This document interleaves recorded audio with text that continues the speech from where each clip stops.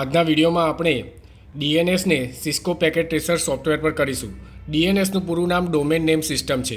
દાખલા તરીકે આપણે www.google.com વેબસાઇટ ઓપન કરીએ છીએ, જેથી તેનું આઈપી એડ્રેસ રિસોલ્વ થવાથી આપણે ગૂગલના સર્વર પર પહોંચીએ છીએ અને તે વેબસાઇટ ઓપન થાય છે.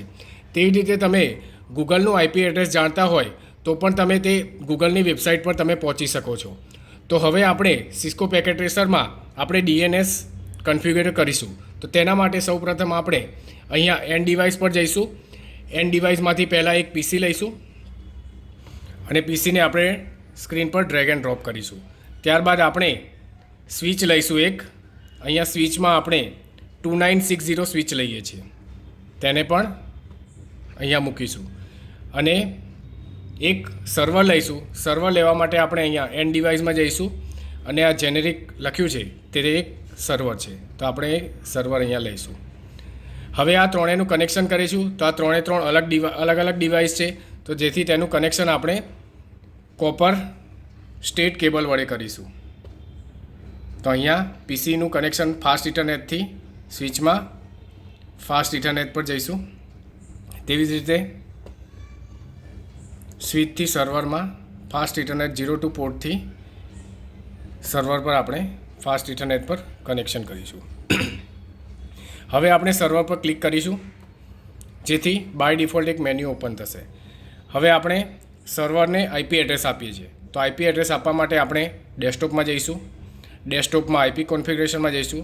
ત્યાં આપણે તેને આઈપી એડ્રેસ આપીએ છીએ. ધારો કે સર્વરનું આઈપી એડ્રેસ છે 192.168.1.1.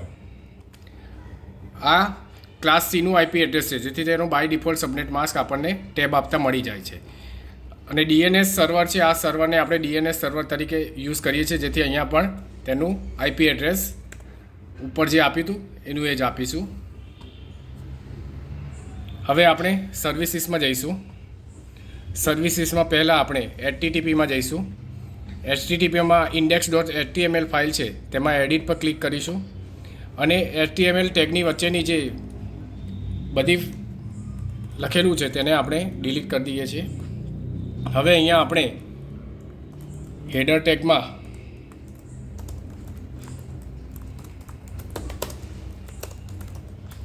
વેલકમ ટુ ITI સરખેજ લખીએ છીએ અને H1 ટેગને ક્લોઝ કરીએ છીએ. તેવી જ રીતે પેરેગ્રાફમાં આપણે ICTSM ટ્રેડ લખીએ છીએ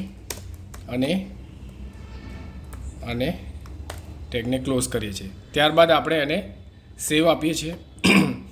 અહીંયા યસ કરીએ છીએ. ત્યારબાદ આપણે ડીએનએસ કરવા માટે આપણે ડીએનએસ સર્વિસ પર જઈશું. તો અહીંયા ડીએનએસ પર ક્લિક કરીશું. ડીએનએસ પર ક્લિક કરવાથી અહીંયા ડીએનએસ સર્વિસ ઓફ છે, તો તેને આપણે અહીંયા ઓન કરીશું. અહીંયા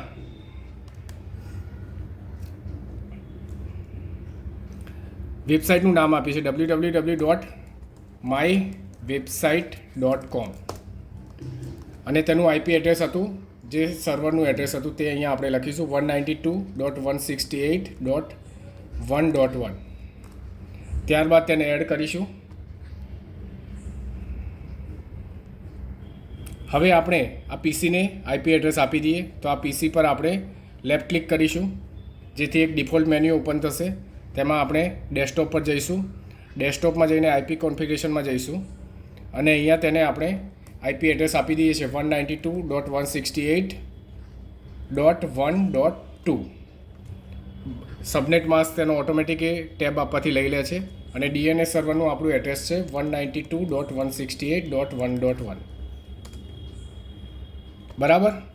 આટલું થઈ ગયા પછી આપણે આ પીસીમાં વેબ બ્રાઉઝર પર જઈશું. તો અહીંયા વેબ બ્રાઉઝર પર આપણે લેફ્ટ ક્લિક કરીશું. લેફ્ટ ક્લિક કરતાં એક મેન્યુ ઓપન થશે, ત્યાં આપણે લખીશું www.mywebsite.com.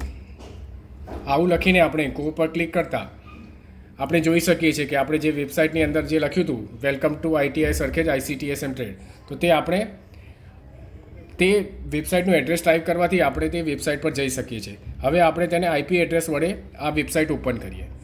તો તેના માટે હું વેબ બ્રાઉઝર ફરીથી ખોલીશ અને અહીંયા ડીએનએસનું આઈપી એડ્રેસ નાખીશ. ડીએનએસનું આઈપી એડ્રેસ હતું 192 .168.1.1.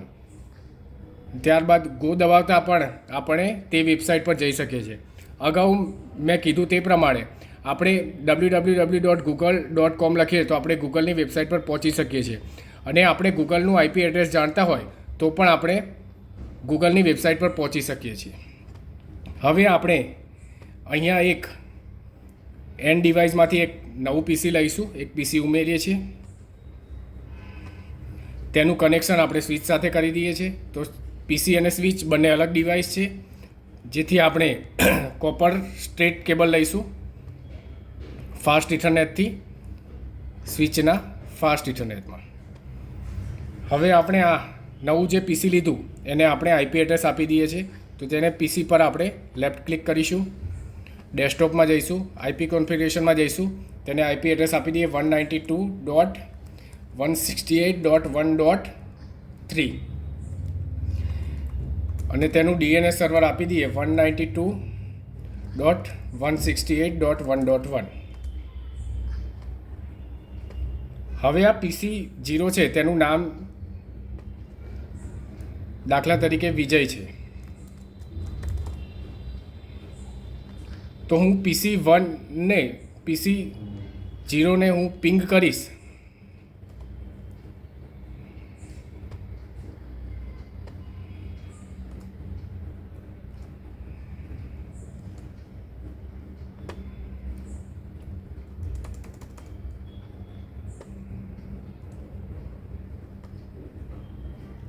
અહીંયા આપણે કમાન્ડ પ્રોમ્પ્ટ પર જઈશું, પિંગ 192.168.1.2. તો આપણને સીધો રિપ્લાય મળે છે. પરંતુ આની જગ્યાએ હું લખીશ પિંગ વિજય, તો આપણને કોઈ જાતનો રિપ્લાય મળતો નથી, કેમ કે કુડ નોટ ફાઇન્ડ હોસ્ટ વિજય. તો આપણે વિજય પર જવા માટે આપણે શું કરીશું, સૌપ્રથમ સર્વર પર જઈશું, સર્વરને ઓપન કરીશું લેફ્ટ ક્લિક કરીને. ત્યારબાદ ડીએનએસ પર જઈશું. ડીએનએસમાં અહીંયા તમે નામ આપી દઈશું વિજય અને તેનું આઈપી એડ્રેસ જે હતું એ આપણે લખી દઈશું. તો પીસી 0નું આઈપી એડ્રેસ હતું 192.168.1.2. આને એડ કરીશું. હવે આપણે પીસી 1ને ઓપન કરીશું, તેમાં કમાન્ડ પ્રોમ્પ્ટ પર જઈશું અને પિંગ કરીશું. તો આપણને રિપ્લાય મળે છે. તેનો મતલબ કે આપણે ડીએનએસ સર્વરને આ રીતે કોન્ફિગર કરી શકીએ છીએ. સૌપ્રથમ વિજય એ ડીએનએસ સર્વરમાં નહોતું, પરંતુ આપણે સર્વરમાં આપણે વિજય નામનું આઈપી એડ્રેસ એડ કરવાથી આપણે આ ડીએનએસ આ રીતે કોન્ફિગર કરી શકીએ છીએ.